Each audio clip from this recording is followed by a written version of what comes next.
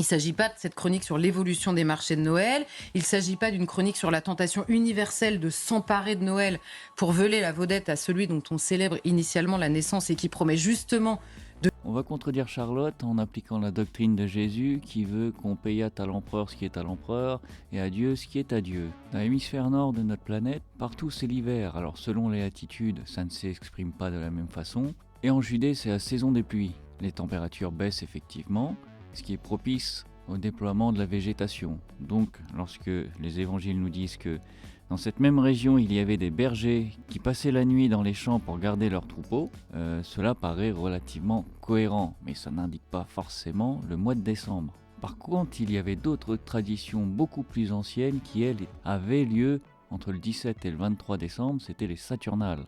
Dans l'Antiquité, dont la première attestation est faite par Tite-Live, en 271 avant Jésus-Christ ou avant notre ère, dit comme tu veux. Et au IVe siècle, le pape Jules Ier a officialisé la date du 25 décembre comme étant la nativité.